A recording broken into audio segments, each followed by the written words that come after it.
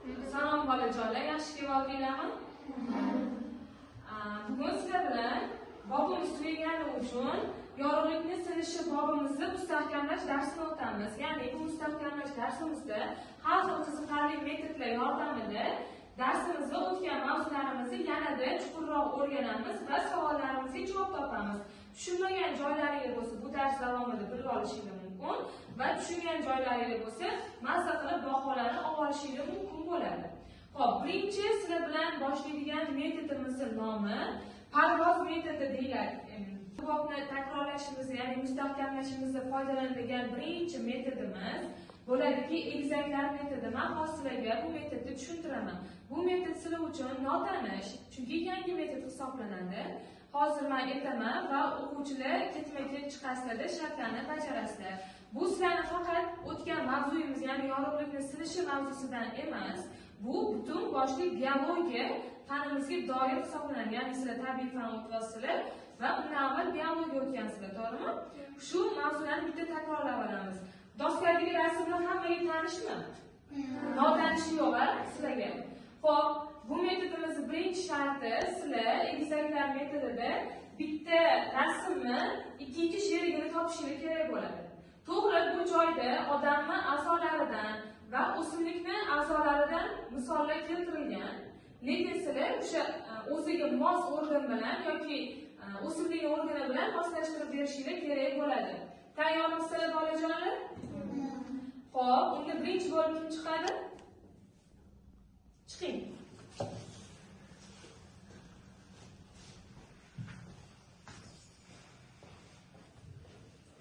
Xo'p, qaysi bir bittasini tanlang avval.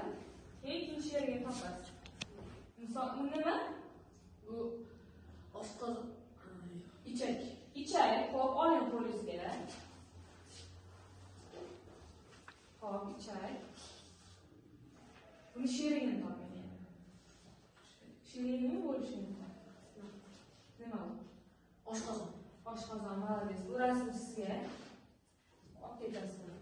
To'g'ri topganingiz. Bog'liq va ketma-ket turgan organ hisoblanadi. To'g'rimi? To'g'ri topdimi? Sirdoshimiz? Молодец, o'tiring. Hop, endi kim chiqadi? Chiqing.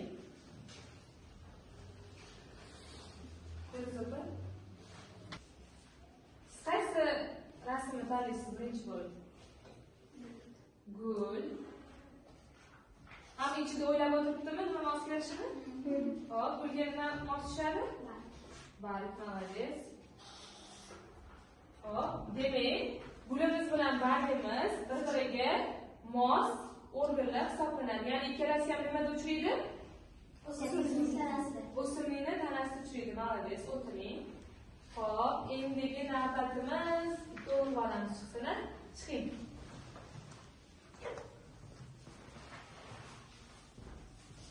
Siz nima o'rnini tanlaysiz? Men odam tanasini. Bu odam tanasi emas. Bu nasıl yürek? Hop, yurakni, молодец. Yuragimizga mos organimiz. Bu Молодец. Qon tomir bilan yuragimiz tanladi, ko'rsatib qo'yasiz. Ya'ni yuragimizdan chiqayotgan bu qon tomirlar hisoblanadi. To'g'rimi? To'g'ri topdimi? Yaxshi, o'tiring. Men skeletda tanlayman. Skeletga mos tushadi. Nima bu? Mos tushadi nima?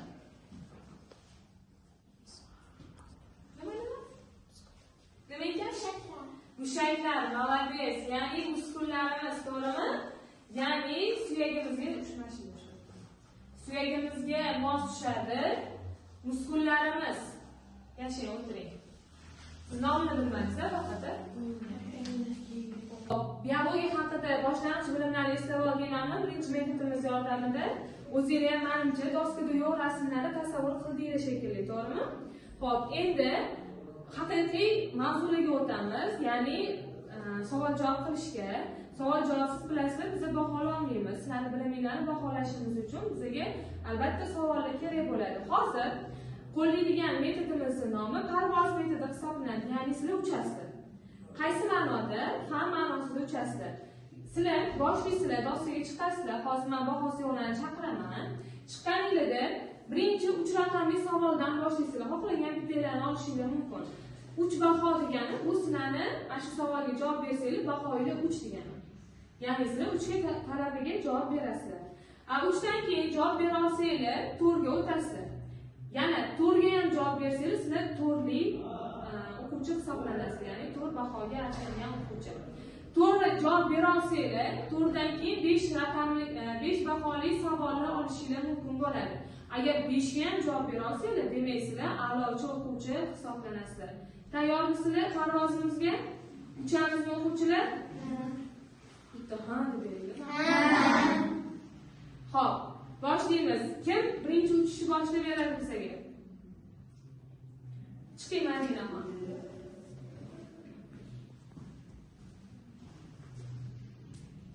Savolimiz qanday? Zichlikni topish zichlikni topish formulasini toping. Zichlikni topish formulasini xohlasangiz yozib bering.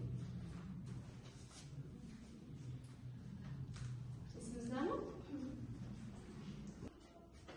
Xo'p, молодец, yaxshi. Demak, siz parvozimiz birinchi qismidan o'tdi Madinaxon, to'g'rimi? Endi ikkinchi qismiga ucholmaysiz endi, to'g'ri olasiz. Siz 3 bosib o'tdingiz, endi 4 ga o'tishingiz kerak. 1 minut davomida nafas olishlar soni nima deyiladi? Nafas chastotasi. Молодец. Xo'p, endi parvozimiz o'rta qismiga yetib keldi, Madinaxon. Endi oxirgi cho'qqisiga chiqamiz. 5 baholi savol olishingiz mumkin. Odamda nechta qon tomirlar bor? Odamda 3 ta qon tomirlar bor. Vena, kapillyar, arteriya. Молодец. Demak, Madinaxon parvozimizni yakunladi. 3 ta bahoga ham javob bergani uchun Madinaxon necha baho oladi? 5 baho, ya'ni a'lo baho oladi. Rahmat, Madina, o'tiring. Yana parvoz qilishni xohlaydimi? Keyingi savollarimizga kim chiqadi? Hamma parvoz qilishni xohlaydi. Yana Dilnura chiqing. Xo'p, birinchi qaysidan boshlashni biza? Hop, 3 bahoga javob beralamizmi? Ovqatni parchalashda ajraladigan suyuqlik, so'lak. Молодец. Hammamiz ovqatlanayotgan so'lak ajraladimi? Demak, to'g'ri. Ikkinchi qismiga o'tamiz parvozimizni. Tabiiy fan qaysi metodlar bilan chambarchas bog'liq? Kuzatish, taqqoslash, tajriba, tarixiy modellashtirish. To'g'ri. Xo'p, endi parvozimizni 3-bosqichiga o'tamiz. Tirik organizmlarga xos xususiyatlarni sanang. Ayirish, ko'payish, ovqat hazm qilish. Hop. Parashyutimizni tekshirib qoling bo'lsa. Hop, yana bitta qoldi. Nafas olish.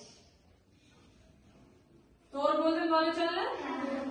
Молодец. Zo'rg'a parvozimizni yakunladik. Siz ham 5 oldingiz. O'tiring. Qiyin ekan uchish, Dilnura?